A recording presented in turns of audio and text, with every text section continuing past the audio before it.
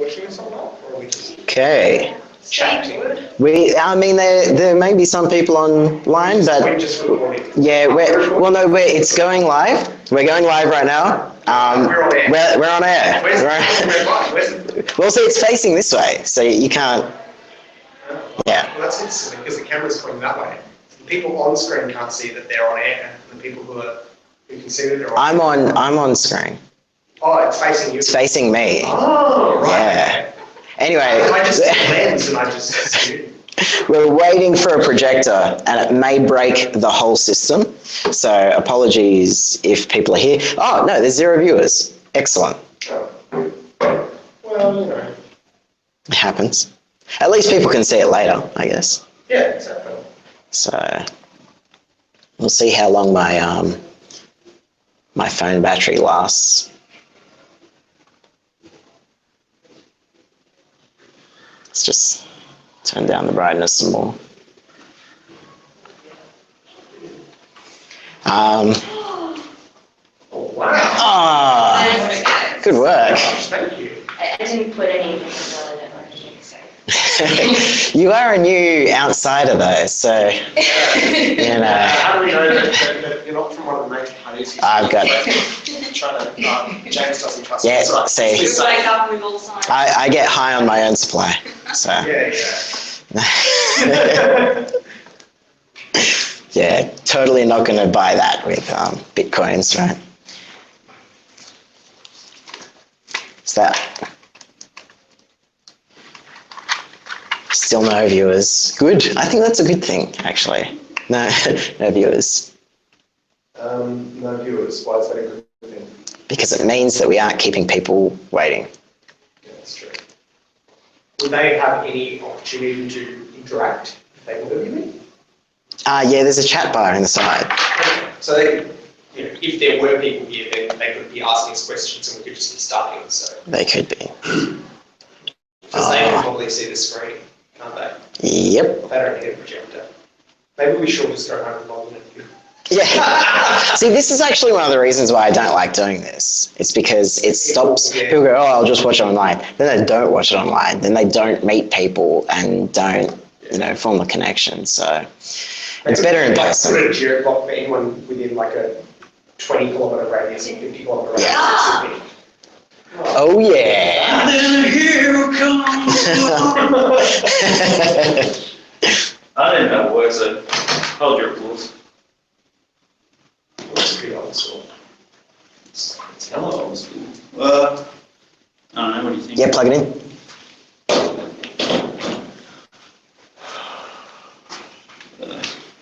I was going to say that it even works first. So you've got a VGA? Yep. Oh yeah. No. Oh, it's a USB one as well. I don't trust USB ones anyway. Nah, well, yeah, yeah, I don't know. I wouldn't trust that shit. Not with this. Yeah. Okie doke. We could Oh, I see. pop it like that. And there. Yeah. I was chatting with Steve about all the membership lists and he was saying, oh yeah, we did this and then on the weekend and then stopped suddenly and said, oh shit, I just said we, guess I'm in now. Yep. Yeah, how do you like go? There are some things that we need to sort out.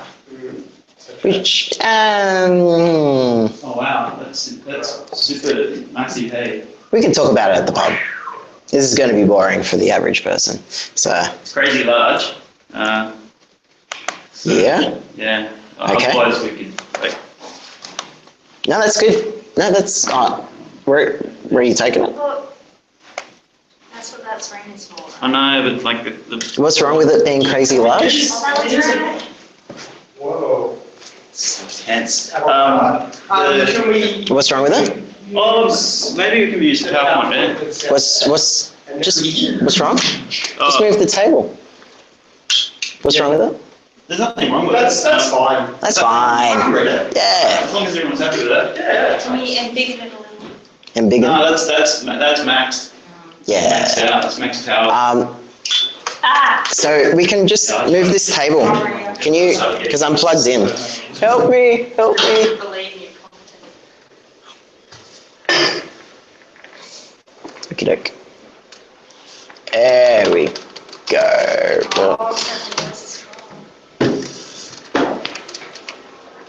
Okay. That's as big as we're going to get.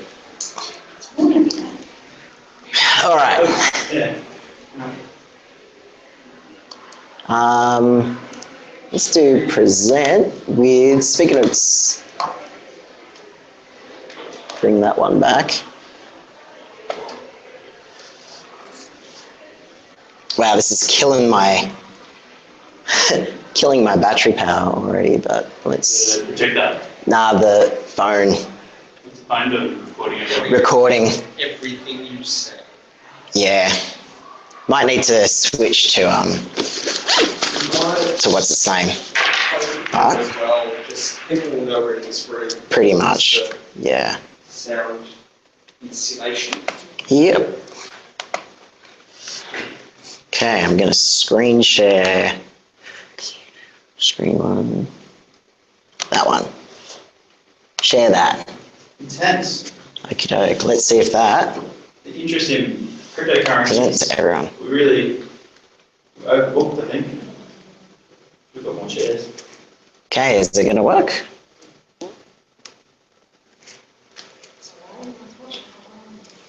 Oh,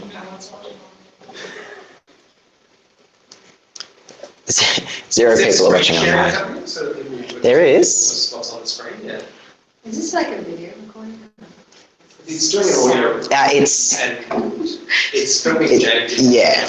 I think Okay, cool, sorry. that lens you can see. Okay. Really paranoid. okay. I was staring right at you. Yeah. okay. I think it's working. Cool. All right. Yeah, Bitcoins and cryptocurrency in Australia. So I guess being like the technology party, the de facto technology party, I think it's important that we talk about the future of technology, and this one's an economic technology, a financial technology, which is something that interests our party quite a bit in itself. So I think it would be really good to have a Bitcoin policy, but before we talk about what the policy should be, I'm going to go through what Bitcoin is for people who don't understand what it is.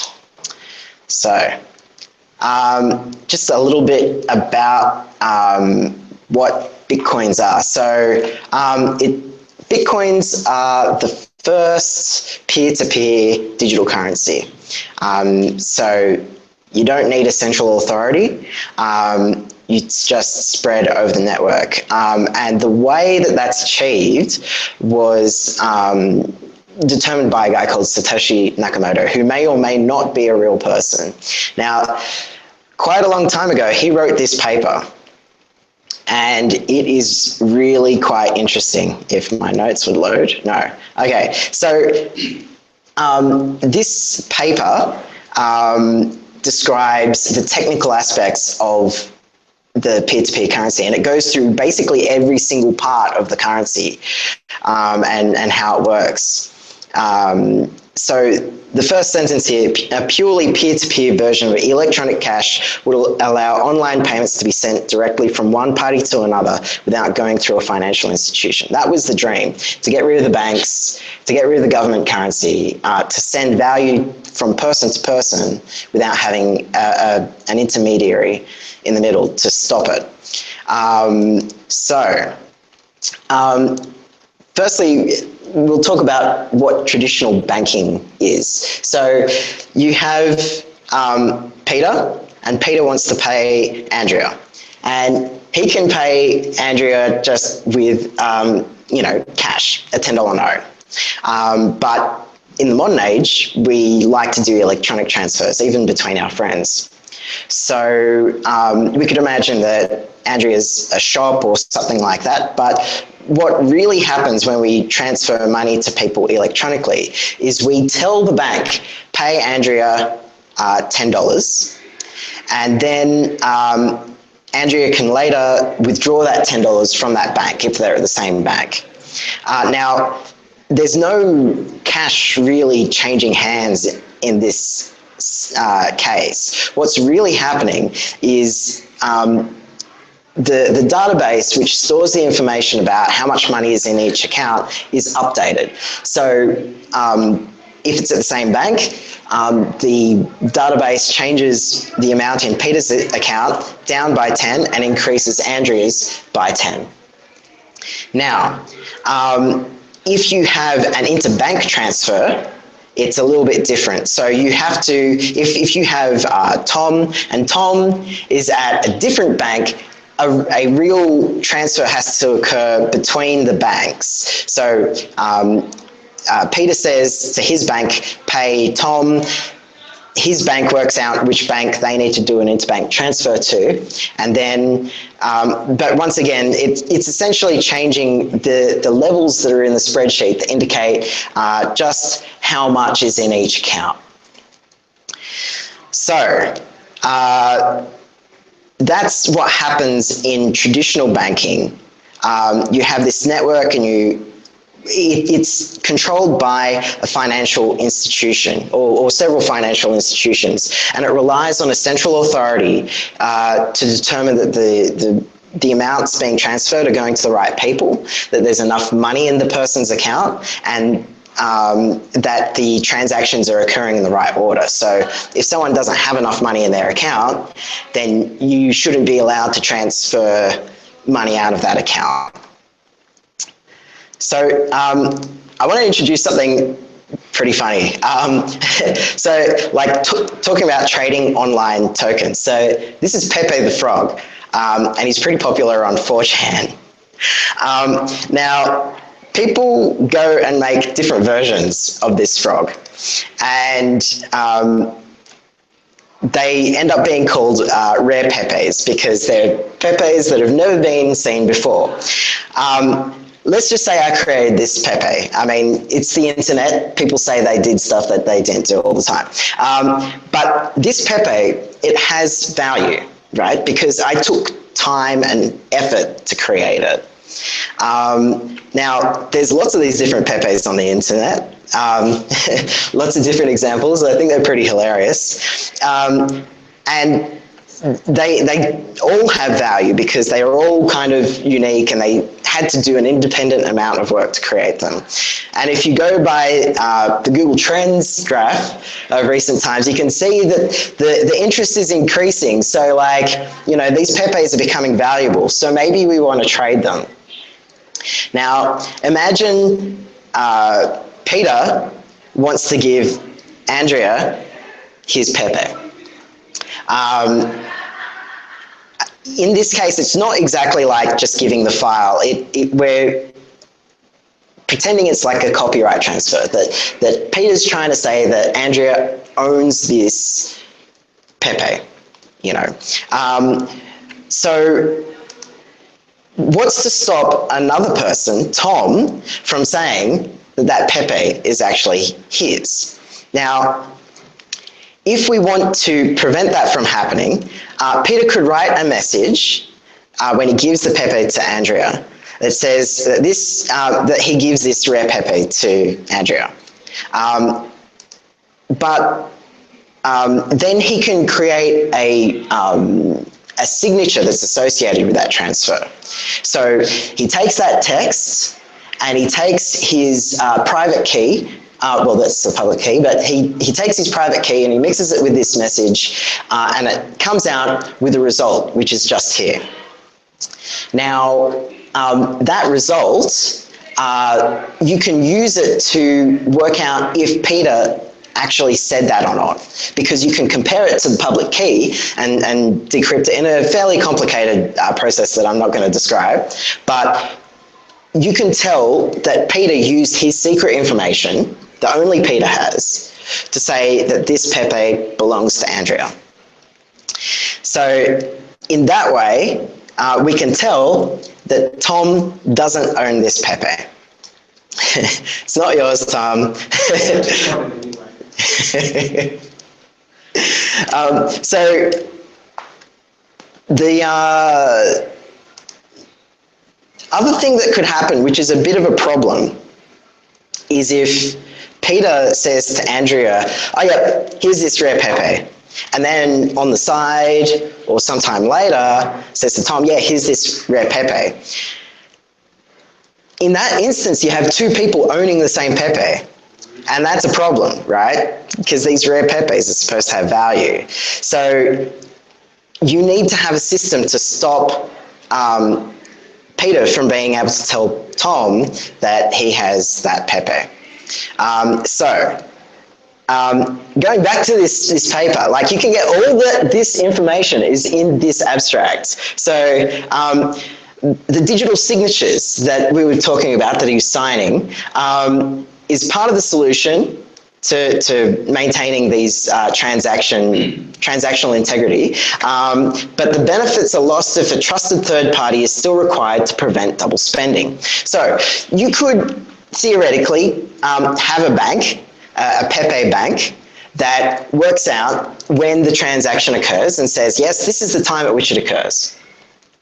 And therefore, am I actually on volume-wise? Yes, I am.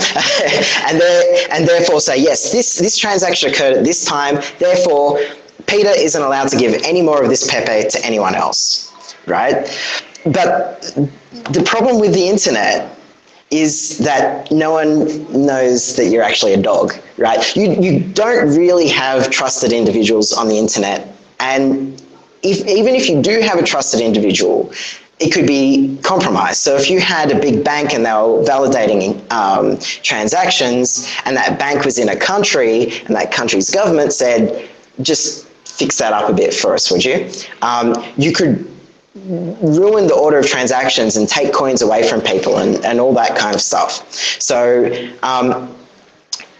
what Bitcoin does is a little bit different. It takes this centralized model of authority where you have traditional banks, and then you replace it with a network of computers.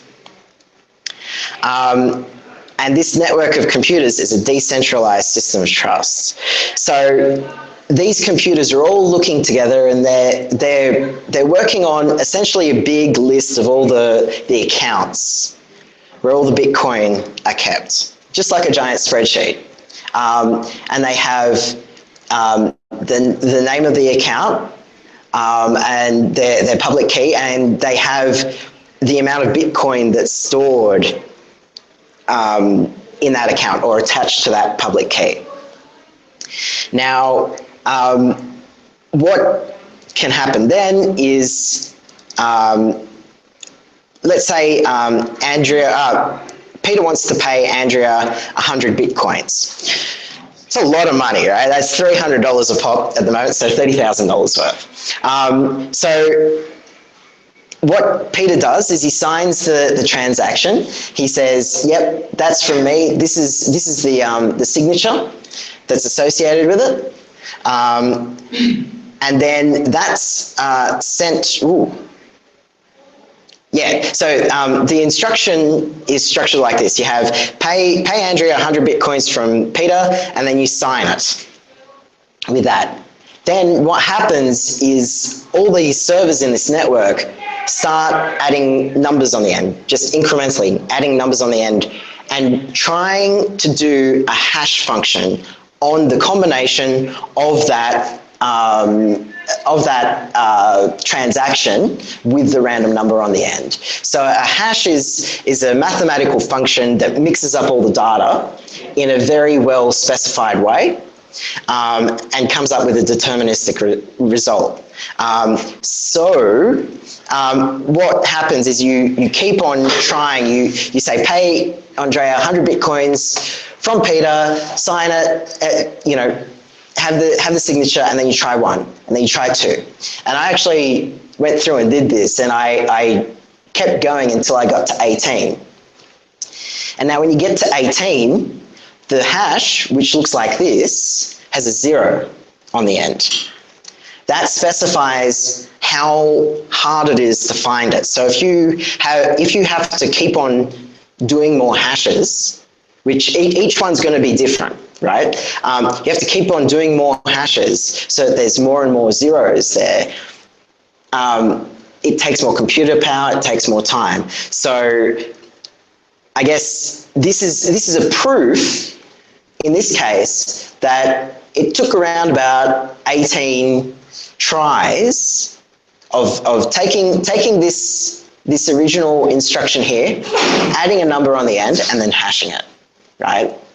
Now, when they're actually doing the hashing on the Bitcoin network, they have to try like well, maybe not trillions, but billions and billions and billions of hashes to try and get a result that meets the difficulty criteria, which meets the number of zeros on the end that it has to be. Because it's like, this is almost like a random number. This number, it doesn't, like when you increment this number, it doesn't go up. It goes, it's just random, essentially. It's random but deterministic. And it's a function that is easy to do, hard to do, but easy to prove that you've done it, right? So it's hard to find a hash which has lots and lots of zeros on the end. But if someone said, well, I had this transaction and then the 1 billionth attempt had 6 zeros on the end, then someone else can easily go, take this transaction, look at the number of, try 1 billion, do a hash, and see that there were actually 6 zeros on the end. So what happens then is all of these computers, they're working really, really hard to find this specified transaction. And then eventually this computer works out that what the result was, and it was 18. So this one's the first one to do it. All the other computers in the network accept that result. And then across all the computers, the accounts are adjusted. So you saw that went from 200 in Peter's account to 100 in Peter's account, and Andrea's account went up. And then on top of that, new Bitcoins are created. So each time, every 10 minutes, when you load all these transactions into one of these things called a block, the person who creates finds the hardest number to find, gets a reward for that. So at the moment, it's 25 Bitcoins per 10 minutes. Plus they get any fees associated with the payment. So if the person who's sending the money says, oh yeah, and you can get 0.02 Bitcoins as a reward for processing this transaction, then that gets rolled into it as well. So this computer gets 25 Bitcoins in its account. So now, if Peter wants to pay Tom 200 Bitcoins, he can't do it because there's only 100 Bitcoins in the account left. And the really difficult to find hashed number is preventing that transaction from occurring, because you need to have a lot of computing power to go back in time and do a different transaction to prevent that one from happening. So once again, back to this paper, the network timestamps transactions by hashing them into an ongoing chain of hash-based proof of work, forming a record that cannot be changed without redoing the proof of work. This is an amazing paper. I mean, like, I'm a mathematician and I love this stuff. But it's all in this one little abstract, like all of what's going on in the system. So the next element of it is the blockchain. So what happens in Bitcoin is you do the first transaction, and then you hash it. It's got the transaction, and you hash it, and it comes up with that hash. And then that hash gets put into the next set of transactions here.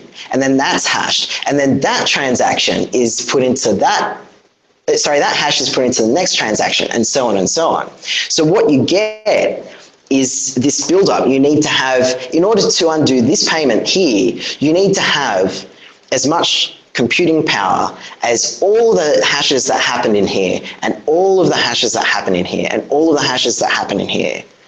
So when you add it all up, it's huge, and it's very difficult to treat. So at the moment, you've got a block reward of 25 Bitcoins at $300 each. That implies $7,500 worth of computing power is used per 10 minutes to calculate the Bitcoin blockchain. So that's like, I don't know if you've seen the articles, but all of those Bitcoin mining farms in China, where they're just, I don't know, they're probably getting the electricity for free.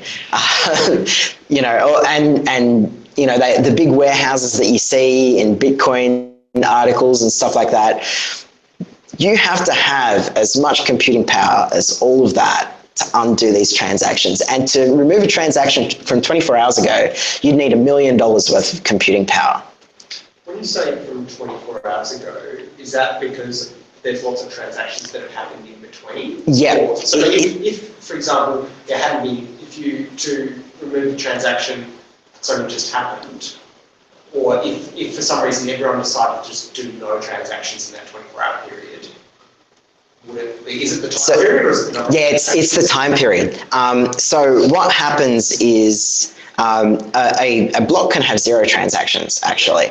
At the moment, there's a block reward. So even if there's no transactions put into the block, people can still get 25 Bitcoins for outcompeting each other for that block reward. But sometimes computer power in the network can go up and down. And what they do is they work out the time difference between the last block and the most recent block. And if it's too long, then they decrease the computer power needed to find the next block.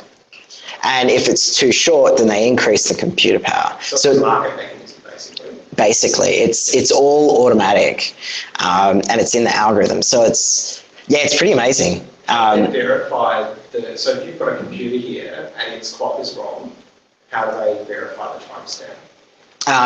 Well, I mean, your timestamp has to be after the last block, essentially.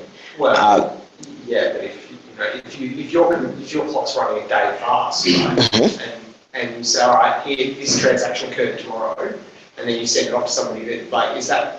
Well, if for it to occur tomorrow in the blockchain, you basically need to have all of the forward-looking computer power over that time period. So you need, like, in the same way that... Isn't it more like a ledger? So you can't actually say this happened tomorrow because everything is just, it's event-based.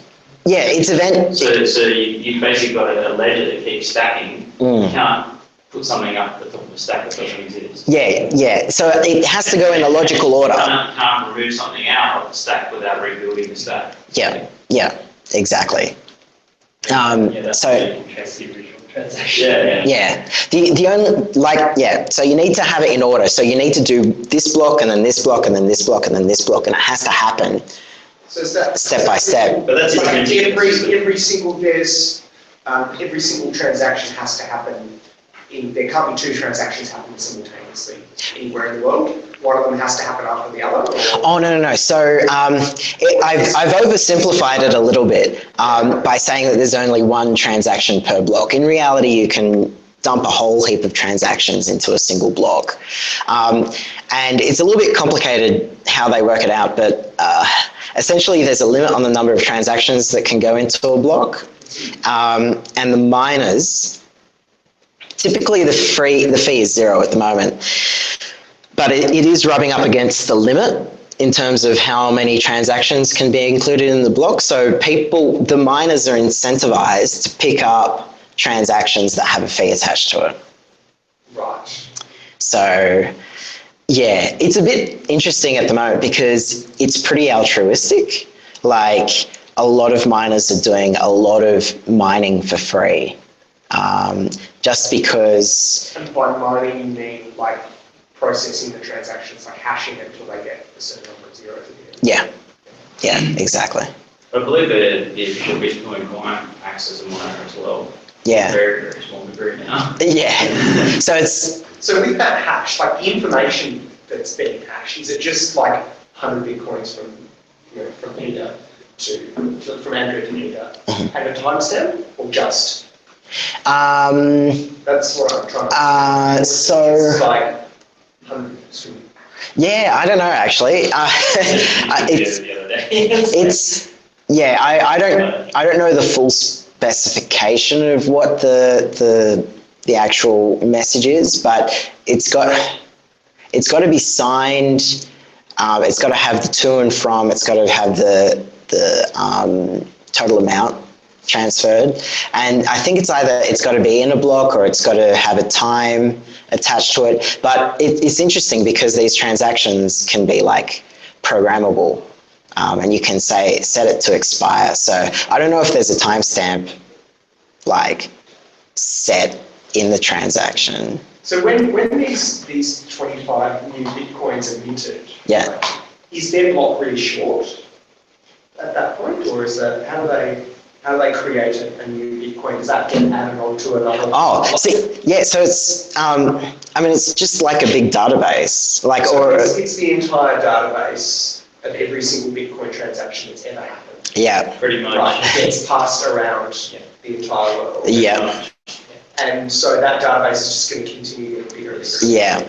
It's one of the first problems you might probably going to get to. Yeah, it becomes very big, and a lot of, can you imagine like doing every single transaction we've ever done in our lives, like, and having that permanently there, like the amount of space, just that would take up. But so I guess there's got to be some kind of conflict then in terms of if everyone's two people are trying to add theirs on at the same time. And so this one goes, great, I've got a result over here, and this one goes, great, I've got a result over here, that would... Yeah, so, what you're talking about is when you have a blockchain, a disagreement between the blockchains. So sometimes one person will say they've mined something, another person will say that they've mined it. They both satisfy the criteria, and sometimes it's a bit hard to tell who's first because, like, the time difference between like getting the information from Australia to the United States might be 30 milliseconds, and it probably takes around about 10 minutes to propagate fully the information to the whole network. I'm not sure if that's correct, but it does take time to propagate it. So you will have patches of the network disagreeing with what is the legitimate blockchain. Essentially, at that point, it becomes a fight between the two different blockchains, and whoever gets the most transactions will win, because a person in the network will look for the blockchain with the most hashes in it. Okay. So it'll most legitimate hashes. The most legitimate hashes.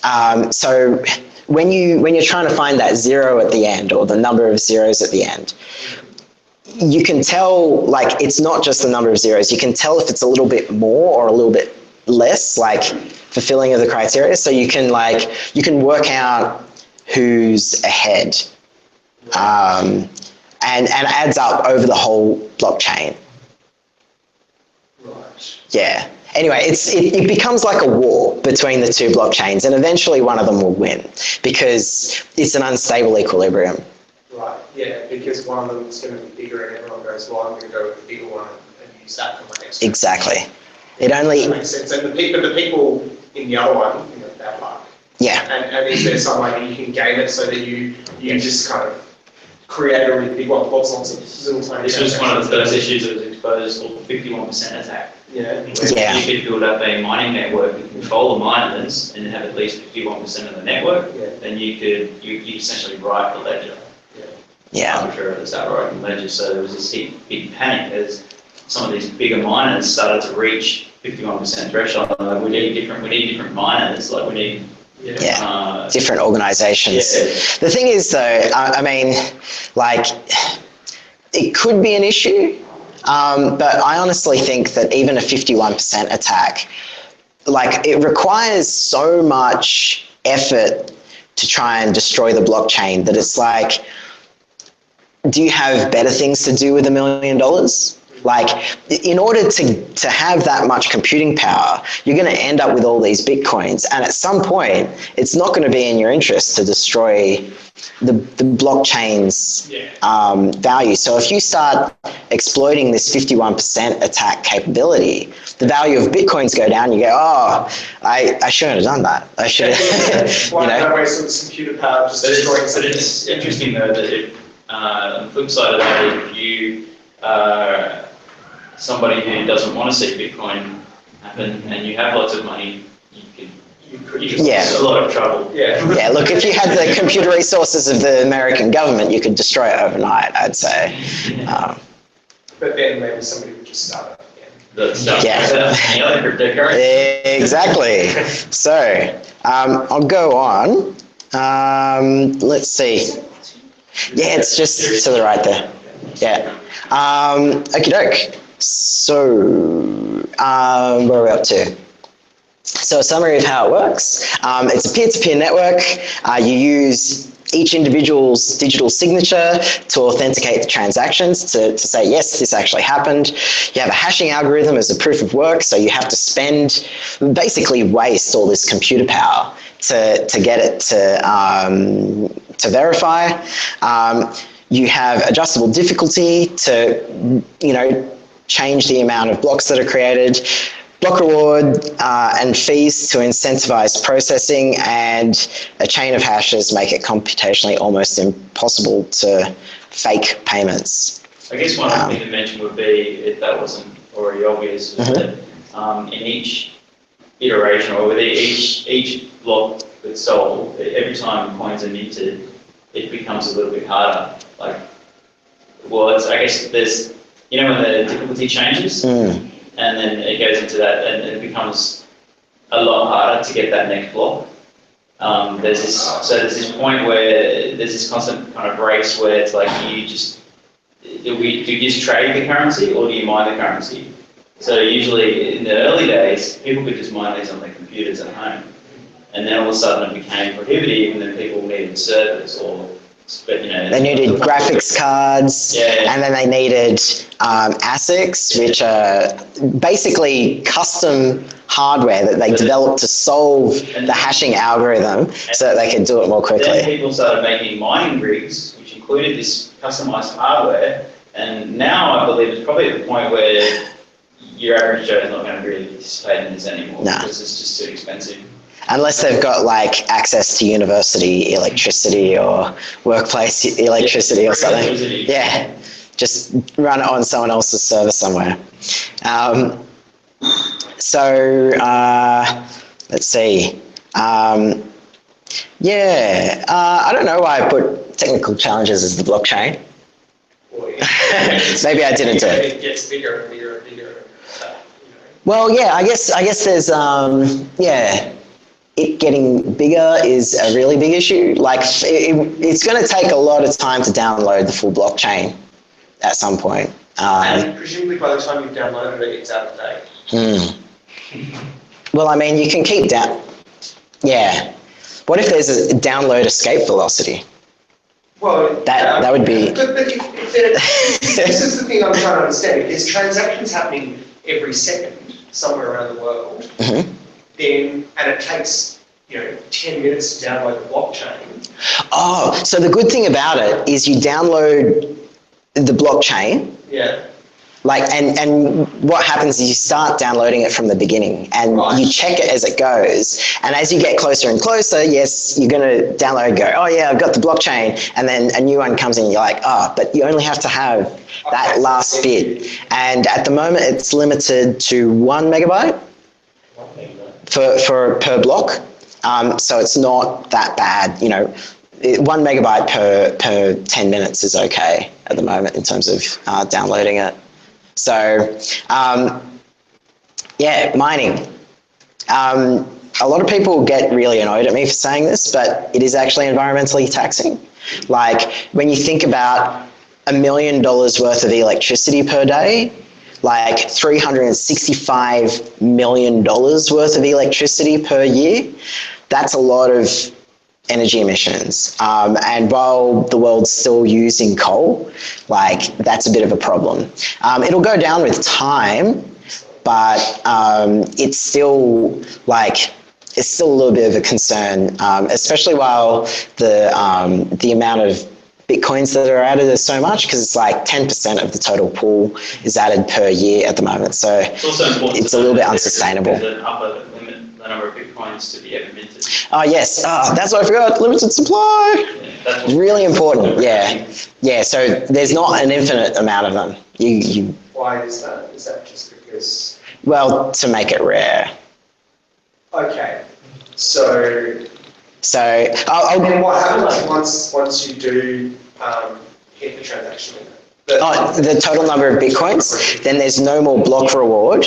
The miners will only exist for the transactional fees. Who pays the transaction fees? The sender of the, Right. yeah, The miners get a cut of all the transactions. yeah. So, so the So system. they won't get a reward for. No, but the thing is, by the time that you would get to that point, the fees should cover what you would get as a reward, like as a miner. In fact, it's probably better to be a miner at the end, I would guess. Well, I guess Because then you get I guess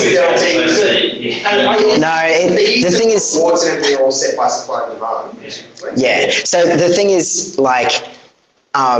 commercial enterprises will always be more efficient than your bedroom, gaming computer, right? So, or one of these laptops, So it will always, they'll never be home mining ever again, essentially. And what is it, Not 21 profitable. million, roughly? 21 million in total.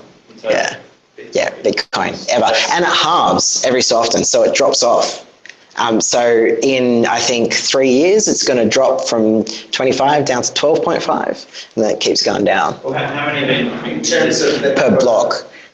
the number that the upper limit on the number of Bitcoins that there can be. No, so at the moment you get 25 Bitcoins per transaction, per 10-minute block, and then it'll go down to 12.5, So and then it that's goes down already again. set. Yep, Who set that?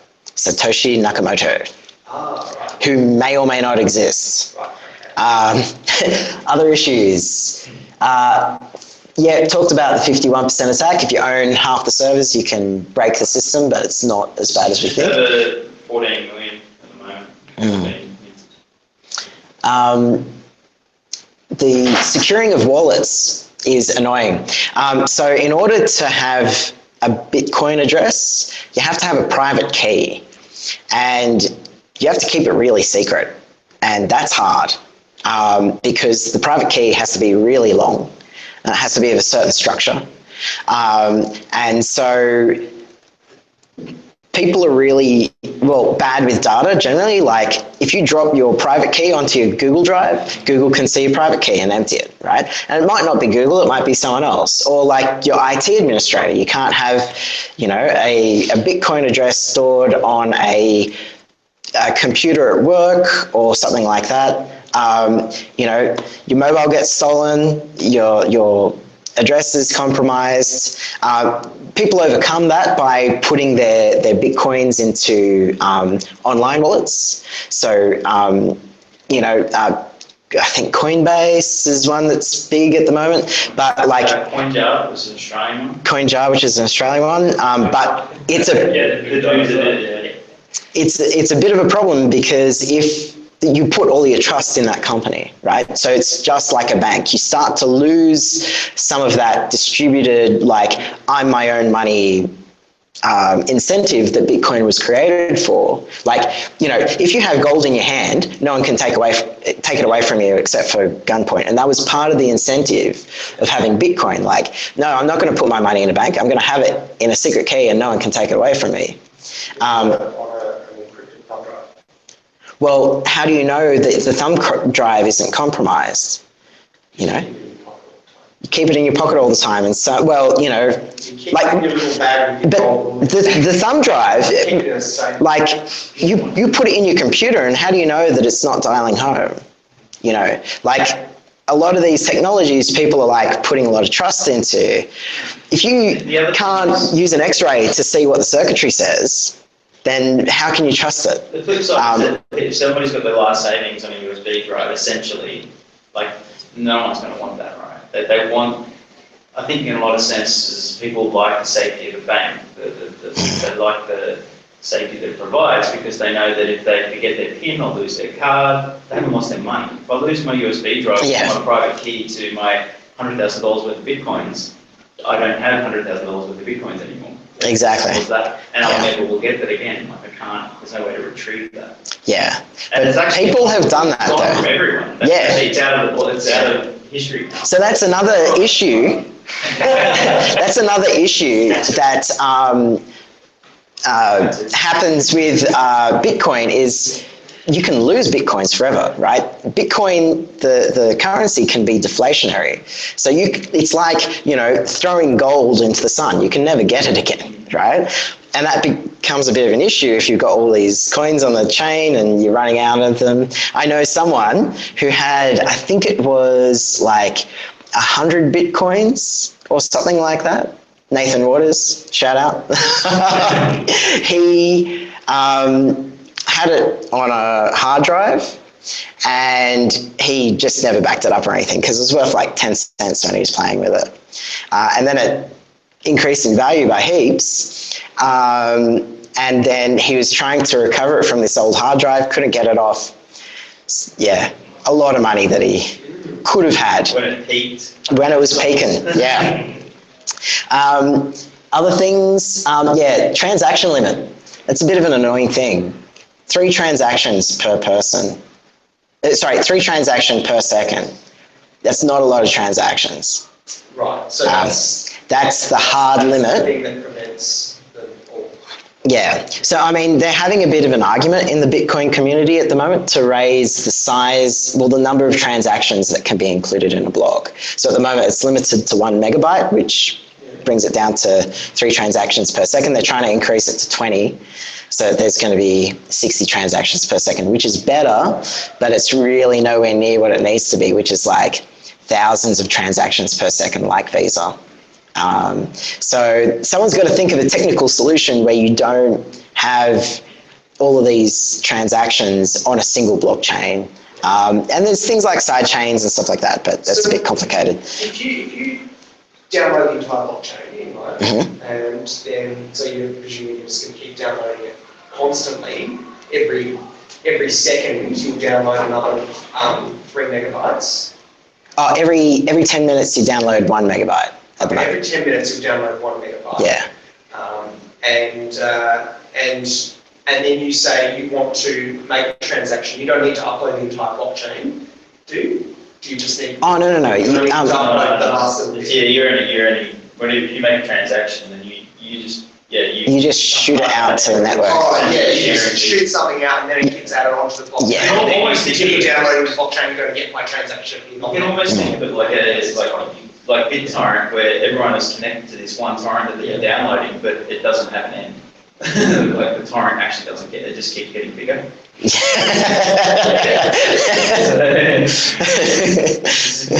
at the way that it's distributed. No. Yeah. But in terms of when you want to make a transaction, you just send your little bit to upload it. You send it, and then essentially, but then you wait for confirmations. So then you hear back, so you'll get a number of confirmations to say that transaction has been validated by other peers in the network. Yeah. All right. So next thing, Other cryptocurrencies. We have Litecoin there. It uses scripts and it uses memory to do it's a different algorithm to the hashing algorithm, but it uses memory to store it, so it is resistant to the custom hardware of Bitcoin. Drop last one, really dumb question. Yeah. Sorry, just about Bitcoin before we move on. Mhm. When you read the newspaper and they talk an article about Bitcoin, they always have stock images Of a Bitcoin. Bitcoins. Yeah. That's the physical currency that's got a Bitcoin logo on there. That's just show. newspapers, right? Pretty much. Yeah, there's some guy that has a pretty friendly with that. Yeah. I'm sure, yeah. Some people- key encrypted on it. Yeah, some people actually printed the private key on these coins and then would give them out and say this is, 10 Bitcoins or something. And then the thing is, if you wanted to retrieve it, pain in the ass style, you had to actually go, you fucking type the key out. Yeah. But somebody could go, oh, that's your Bitcoin scan. Yeah. So, I mean, the only way you can tell if a Bitcoin is yours is if you transfer it onto your private key immediately. So, like when you get one of those, I mean, they're basically worthless straight away. Yeah, you can throw the coin away once you Yeah. take the actual So, other coins here, Dogecoin. It's pretty much, like, I'm pretty sure that Doge is a straight copy of Bitcoin, just rebranded, because all of the code is online, Yeah. freely available, open source. It's what, 100 So- trillion or something? Yeah, so it's huge. Instead of 20. Yeah. They can actually do a lot more transactions than Bitcoin. So it might be like, who knows? Like if there's more transactions can be done on the Dogecoin network, it might actually be the winner. I guess, obviously it started on As a joke. forums and stuff as a Yeah. joke, but it's being used more as a tipping currency on the internet. Yeah. Because you can generate it so easily. It's like if somebody leaves a funny comment or whatever, you can just go, oh, here you go, have a bite. Have a Doge. You know, the Doge. Yeah. Doge. I say like every possible way. I like Doge is my favorite. Doge. Dodgy. There's Peercoin. Peercoin uses a combination of proof of work and proof of stake to validate the blocks. So like you have the hashing, and then you have people who have coins already voting essentially to accept the next block.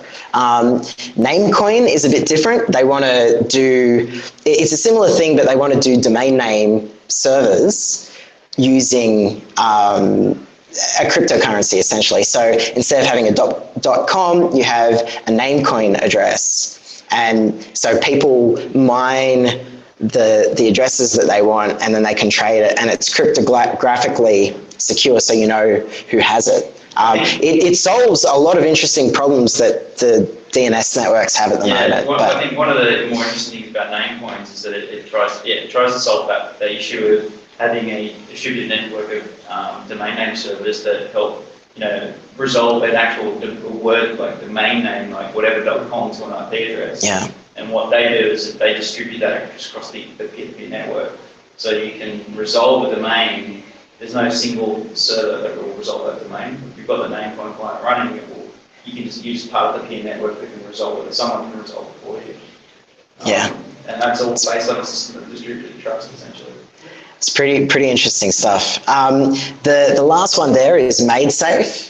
And they have a cryptocurrency attached to it, and it's a way of being able to trade network infrastructure and storage and stuff like that. So instead of having a Dropbox, you have your files all cut up into a million pieces and stored out in the internet, cryptographically secure and all that kind of stuff. And you pay for it using the Namecoin system.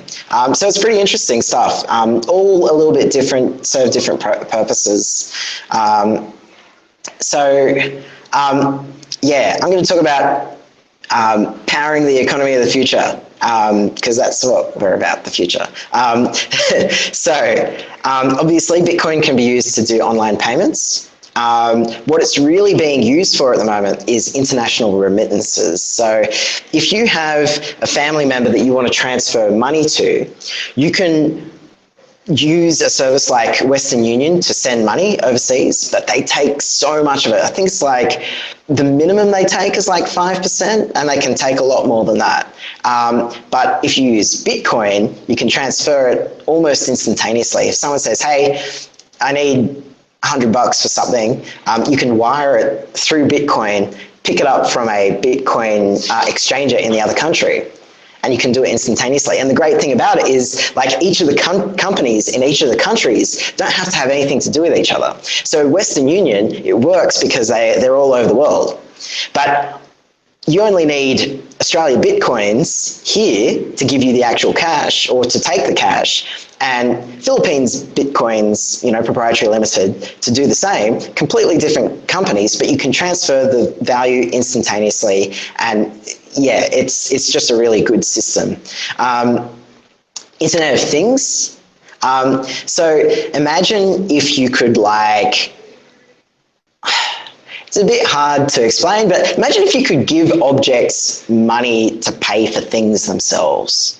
So imagine you're driving along the freeway, and instead of having a e-tag, which has all the different companies, and you have to have all this regulation to make it work, instead you have a Bitcoin dispenser that when you drive past the toll, it says, hey, do you want to pay for this toll? And you go, yep.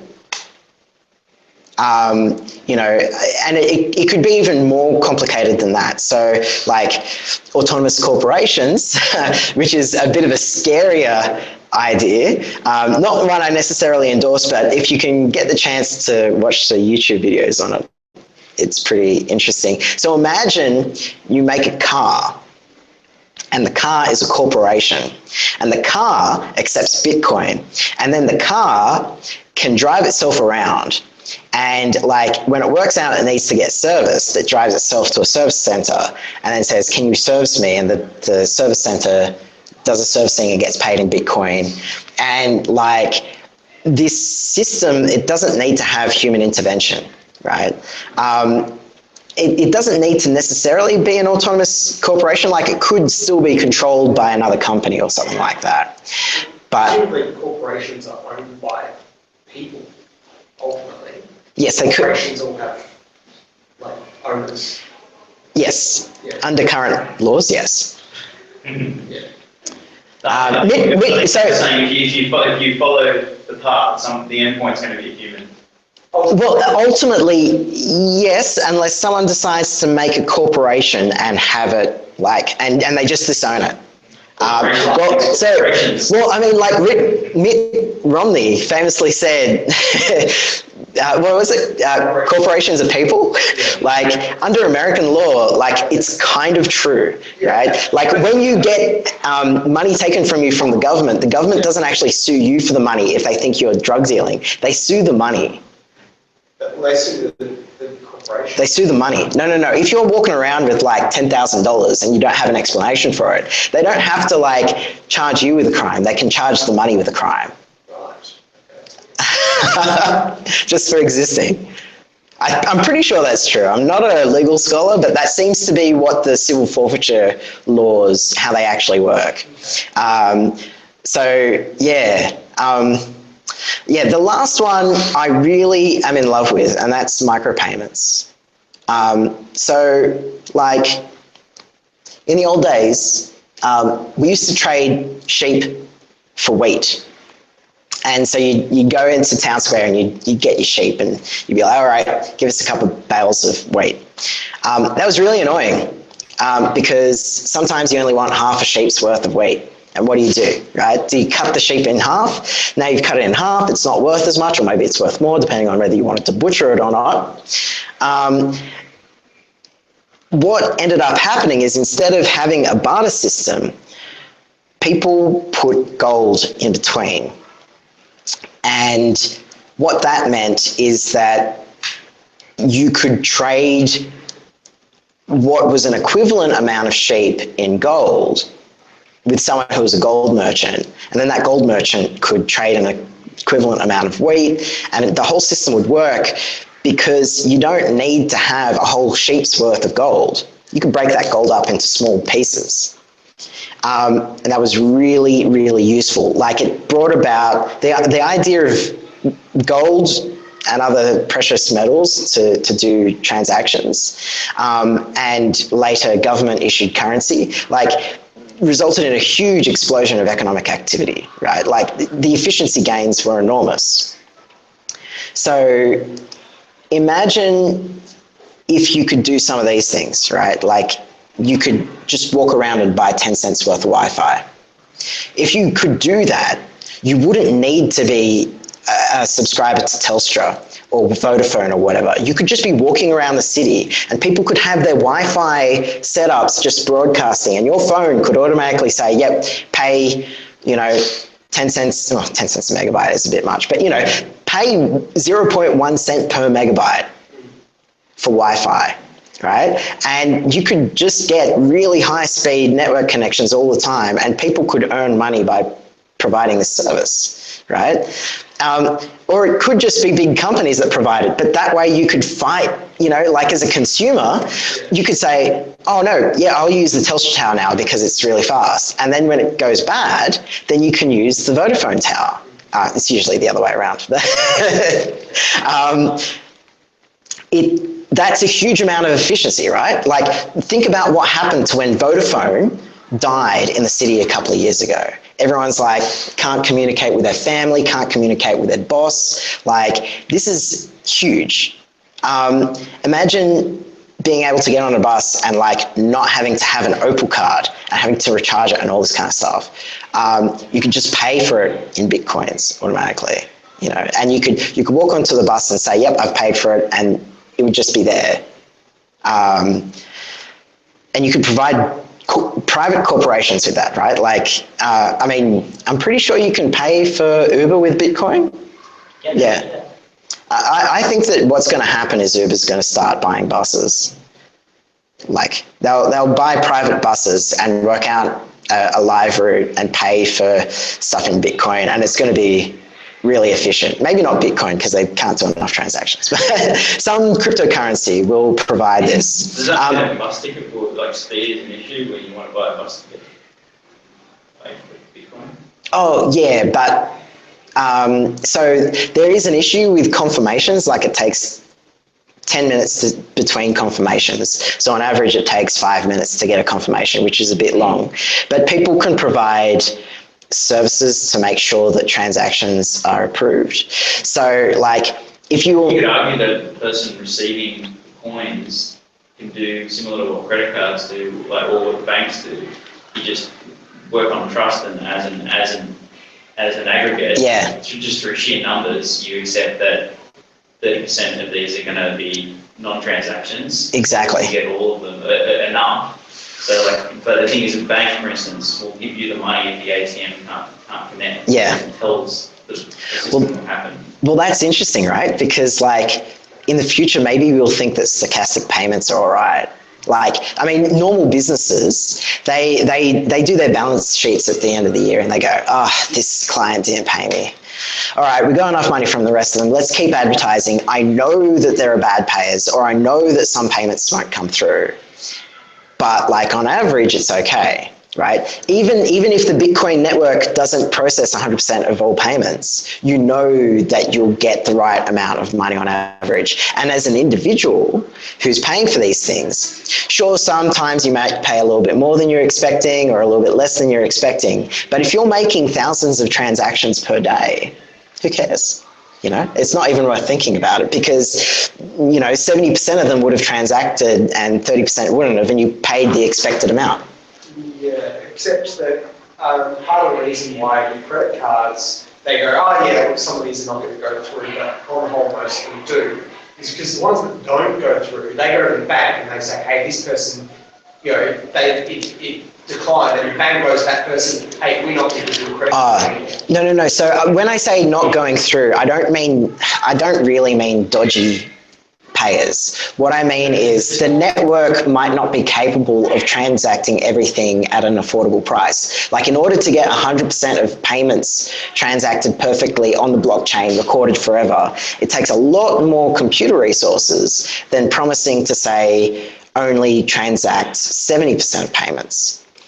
And so by having that lower threshold, people can like get on a bus, make the payment, and if it doesn't go through, like that's okay. The bus company doesn't care because other people will have enough. And like, it just reduces the cost of doing the payment, because if you were trying to do something which was really like fully written down like the credit card companies do, you know, the credit card companies are paying 50 cents on some transactions, you know, sometimes a bit less, but like it's a lot of money for very small transactions. Yeah. What was the rest of it? Yeah, paying for a drink, don't need it, like, you can actually pay for a drink if it's only 1 cent to do your transaction, right? Paying for online content, like you don't need to watch ads. Imagine like you're on YouTube and you're paying for as much as you want to watch, right? You're willing to pay, you know, the equivalent of about $5 per hour for your entertainment. You can have these micro payments doing this. In fact, someone already invented one that works with Bitcoin. So that could be a huge change. Like, you know, at the moment, I worked it out, YouTube values your time on YouTube at about $4 per hour in terms of how much they're pulling for ad revenue. Most people's time is worth way more than that.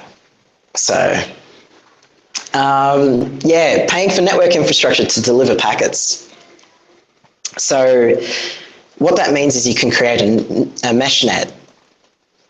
Instead of having like ISPs, you know, they're connected to the big optical fibers that come in, and then like that splits off into, you know, the ISPs, and then it's going down to the telecommunication centers that are dotted, and then the little street thing.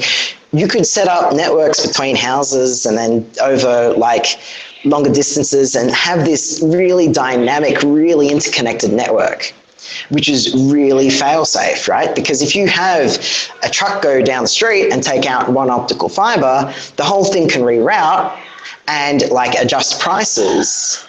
And then like you don't have to worry about those sorts of, you know, single point of failure, because you've got the whole system working together. And like, it's not really possible at the moment because there's no real way to pay someone for like 10 megabytes worth of data because it's too expensive to do it. But if you have something which is like, you know, able to process something a bit smaller, then you might be able to get the system, like a meshnet system, to pay for itself. Yeah, Australia.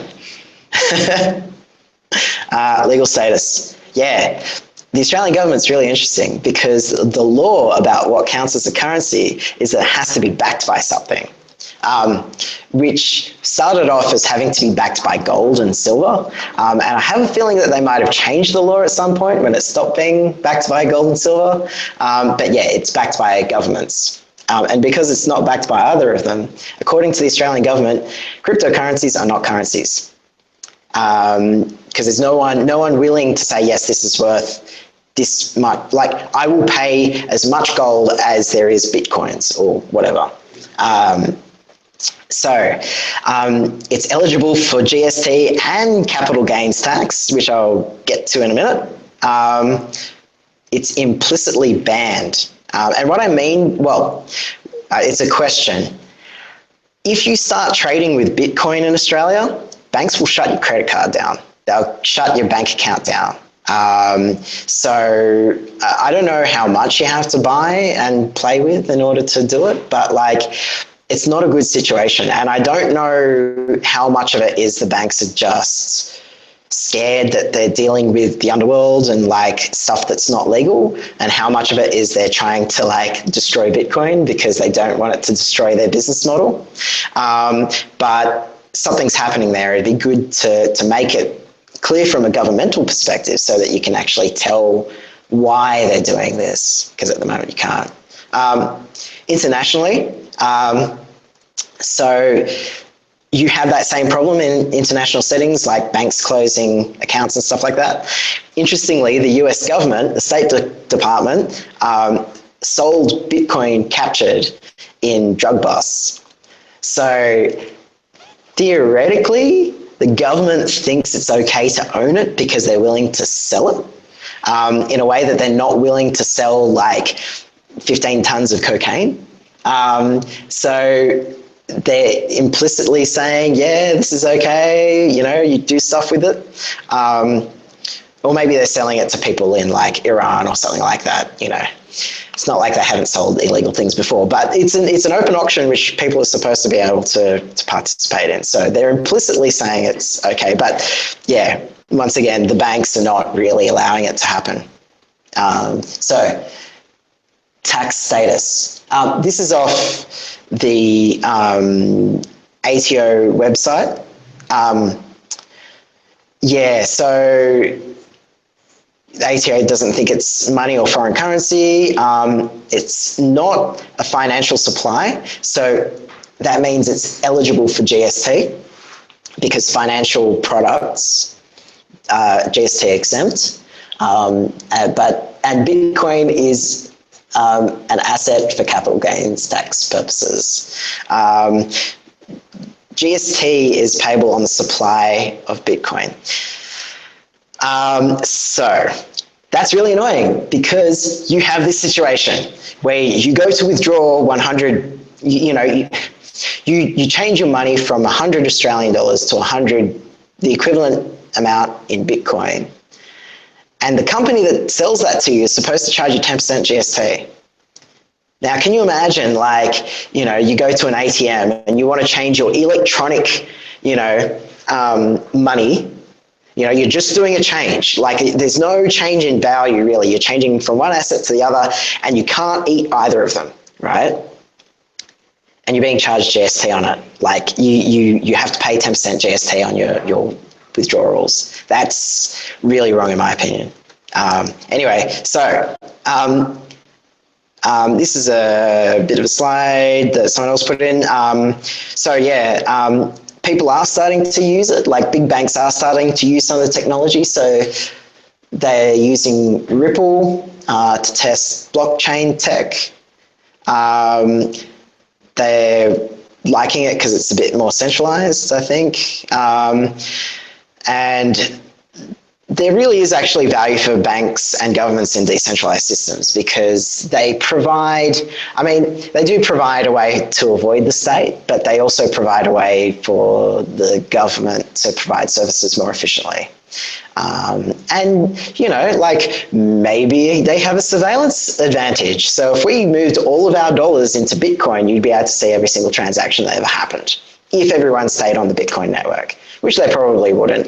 But it has advantages and disadvantages for governments. What else? Okay, so our policy. This is in question mark because we don't have a policy on this. So I'm thinking like removing the GST on Bitcoins would be a good idea. And continue its treatment not as a currency because it really isn't a currency, like it's an online ledger of like database entries. Like it's not really, it's not backed by anything. No government can like force people to take payment in Bitcoin or anything like that. So I think it would be good to regulate it some way as a financial instrument. So like in the same way that, options might be or something like that. So probably still have capital gains tax because it's like, it's an asset that can appreciate, and if other assets appreciate and people pay tax on it, so should Bitcoin. So would it be treated like gold, kind of, like as in, like how's gold treated? There's no GST on that. There's no GST on gold. Capital gain. If you bought gold and then sold it 5 years later, it'd be capital gain. It would be a capital. Treated like gold. Yeah. Or like precious metal. Yeah. I think it would, yeah. If you, At least one of those who do you go and buy gold from? Treasury. Gold stocks. Yeah, but if you just go to somebody and buy a lot of gold, Mm-hmm. do you pay GST on it? Depends if you do it. Does it have a fancy design on it? Behind those doors, I think there's like you have to report it So $10,000 worth or something. Yeah. So if you, but the thing is, so if you went to a dealer in the city or government and you try to order like, $20,000 worth of gold, then I believe they can report that. Oh, Yeah. any transaction over $10,000 is reportable. Yeah. So, So as it should be for any Yeah. Bitcoin transaction as well. it's pretty funny though. Someone, like maybe a year and a half ago, someone moved like $100 million worth of Bitcoin in a single transaction. To a US. And they didn't pay any fees on it. They didn't, like, they moved it from address to address. No one knows who it was and why they did it. But, like, think about that. $100 million transferred, no fees. Yeah, amazing. I don't know, like, yeah, it should probably be treated as gold. That's it. So we're just saying, I assume non-purchase, does that mean like I could go to my bank and say, hey, I'd like to deposit some Bitcoin in my account, and then the bank holds that record, Yeah. and they hold on to the Bitcoin as, they would have Bitcoin as collateral, and they could maybe lend me some Bitcoin as well. Yeah. And I would have to pay that back in Bitcoin, and they can hold, like a reserve ratio, like normal currency. Yeah, actually, you brought up an interesting point though, because you'd have to work out what the capital gains event is like. But I guess banks could work that out pretty quickly, right? Like if they're holding onto your Bitcoin investment, then once you do a Bitcoin transaction, they could instantly see that it's like, oh yeah, you did this transaction at this time, and this is exactly how much we're trading Bitcoin for at the moment. But in that sense, it'd be just like shares, wouldn't it? Because you buy number of shares at a certain price. Like I buy this many Bitcoins at this price at this time, and I can buy and sell them at any point in the future. Yes, but you don't have to change you don't have to change a Bitcoin into cash before you change it into something else, or before you buy something else. Like if you wanted to buy a book on Amazon, you have to sell your shares, get cash, buy the book on Amazon. Yeah. And I guess if you were going to deposit some Bitcoin in an account with the bank, then kind of, I don't know, I think it's that, like if you go with a $100 note and go to the bank and deposit that the bank now owns that $100 note, and in exchange they're just giving you a promissory note. They're promising to repay that. You've lent them that money, so I guess if you were to deposit some Bitcoin on there, you're that's like almost like a change of ownership, because you're giving them that. Yeah. And in return, they've got a liability on their books for that $100 worth of Bitcoin. And is that a capital gains tax event? Well, that's. They're selling, like every time I give them that based on what I purchased it for, now I'm giving it to somebody else, ownership is changing, but I'm not getting any money in return. Is it CGT or what? Oh no, but if you deposit 100 Australian dollars into the bank account, I guess that is a capital gains event. Well, but like you don't pay any tax on it. Like a $100 note is not is not going to change in value. Yeah, well, it'll go down. It's including your assessable income, then you don't obviously it's CGT, right? So it's just treating it as on revenue account. But I think might be worth thinking about if it's treated as a foreign currency, potentially as well. Yeah. Foreign currency. So if you're holding US dollars, right, and it goes up and down and fluctuates, just like Bitcoin is at the moment, you have unrealized gains and losses, so you don't have to pay tax on it. That time. But you do have to pay. So unlike CGT, where you pay on disposal, holding on to it is fine. Yeah, no, but so if you have like an account in Australia, because you can get a US dollar account in Australia, yeah.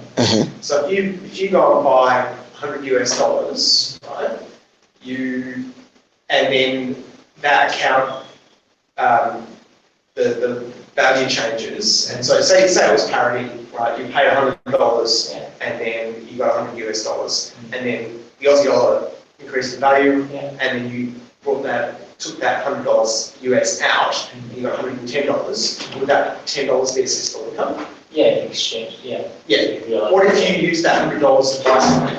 Yeah, so when you use that $100 in USD to buy something, You don't pay income tax. you don't realise the gain because you've actually bought something, right? Yeah. So with the Bitcoins, if you're trading on in that sense, you're still using that Bitcoin to buy something. Yeah. Things you're gonna get taxed on. Oh, yeah. So, I mean, it's a little bit complicated. But look, I mean, okay. I think firstly, it's not a consumable, right? You can't eat it. It's like saying, oh yeah, you got an email, and like you can I don't know, like it's just data, right? It's not. It's think of it like a register. I think that's the best way to do it. I don't think you're right about the financial instrument side of things. I think it seems more like a financial instrument. It's just, I guess we need to be clear about. I think probably treating it like a foreign currency is more realistic than treating it like a share, because with a share you only ever exchange it for money, right? And money is different from shares, right? And it's when you exchange it, because if you bought a share and sold it for US dollars, the Australian dollar amount of that that you got for it, whatever that's worth in Australian dollars, is assessable income if you're in Australia. Like if I go and buy a share for $100 US and then sell it for $200 US, that $100 is income, capital gains or whatever, or another trader, it's trading income. But that $100 converted into Aussie dollars is the value. So the currency is different to the. So I think treating it like a foreign currency would make more sense than treating it like a financial instrument. Yeah, I guess you won't have to. There's a lot of laws which are already well written for dealing with currency transactions. Yes, and I think it would fit most closely with those. Okay. But maybe there would need to be tweaks in the details. Yeah. I guess the if you're looking at kind of things that we should be presenting as policy would be to more clearly define, like, not just refer to it as bitcoins, but as the concept of cryptocurrencies, that this applies, because obviously you can't narrowly say for bitcoins, these are the rules, and then all of a sudden another coin comes out. Yeah. So you have to say, So you gotta go? Yes. All right. Okay, so you got something. Yeah. Cool. All right. I'm gonna do rest like Canada's. Yeah. I'd see ya. just to be clear that this, like, because what you want to achieve is there's a default kind of, reasonable response to any new technology based on this that comes up. Yeah. So by default, we do this. If you've already sold this previous cryptocurrency, we'll do this by default, and then consider the implications and see if we need to change any of the policies. Yeah. It's actually pretty interesting though, isn't it? Because like, I mean, the way that ATO is treating it is like they used to treat, like, I think it was like beans.com or something like that. Like, it was an online currency that you'd use in game, right? And so like, the ATO didn't want to have to deal with people doing these transactions in game and going, oh yeah, that's a GST event, so your online retailer has to charge you 10% GST, like, even though they're just selling you funny hats, like, you didn't want to have that regulation there for like these basically joke accounts, but how do you make it so that it's general enough, but so that actually, I don't know, applies? Like, so with MadeSafe, right? Like when you're using MadeSafe coins, I guess the MadeSafe coins are really traded, they're not really consumed anyway, but you're using the MadeSafe coins to purchase network equipment, storage, stuff like that, on the fly, anonymously. And so you don't know where the transaction's occurring, and you don't know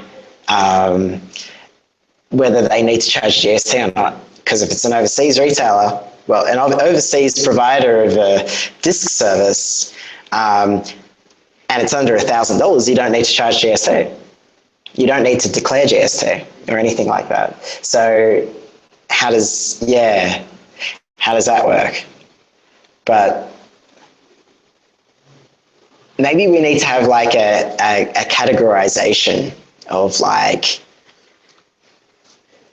how do you do it? How do you categorize cryptocurrency? Because it's so different, right? I was thinking the only way to kind of consider the problem properly, because it's a global thing, it needs to be considered globally. So you have to treat the country as Earth. Yeah. And the countries are states, and the states get their, where somehow it'd be taxed at a global rate and then distributed across the participants of the network, the governing participants of that network. So whoever the government of that state is or something. I don't think that an uber libertarian group of people who've decided they're going to create a secret underground, cryptocurrency will want to bring in taxation. Oh yeah. How would you actually find a way to divvy it up?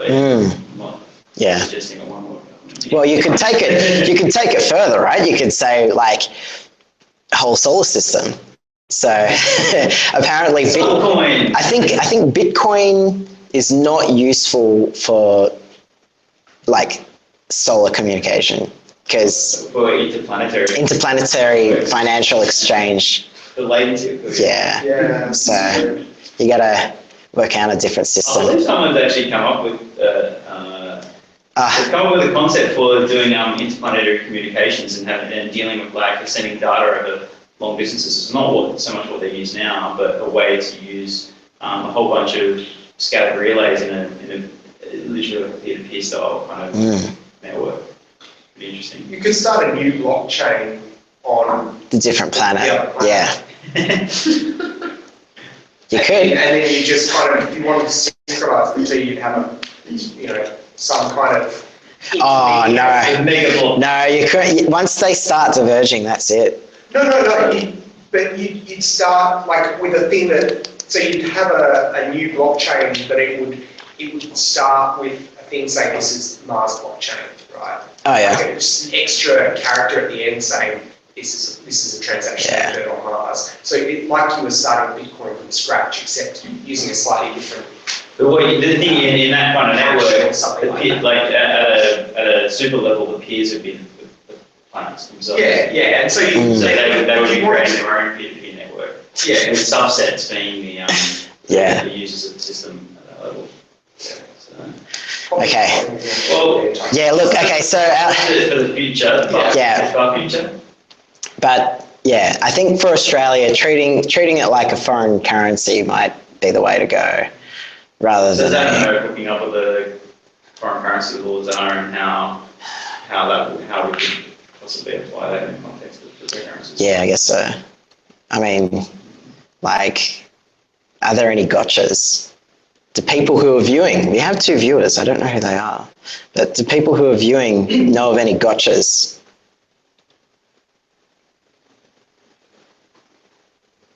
Nope. Don't see any people typing. Okay. Yeah, you'd have to make sure that it actually does satisfy, like, that you don't accidentally cause problems. So, like, it could possibly, I'm not sure about this, but it could be possibly treasonous to start trading in American dollars on Australian soil. Like, as in, you're supposed to denominate your purchases in Australian dollars here. It's uncouth. I don't know how much trouble you get into for doing it. Yeah, I suspect there's probably some law for it, I'm sure. Because there's a reason why countries just don't do this unless they're falling apart. So, yeah. Yeah, I mean, certainly in, like in Cambodia, the de facto currency is US dollars. Yeah. Like, the same thing was happening in Zimbabwe, understandably. Yeah, when I went to Cambodia, I don't think I had any of the Cambodian currency. Maybe, like it was, you had there was a kind of a rough exchange rate for small purchases for less than a US dollar, but most things it was all just US dollars. Yeah, exactly. Okay, well, I think since it's after 8, we should wrap up. Yeah. Yeah, good meeting. Thanks, James. Yeah. Yeah. Okay. I learned a lot.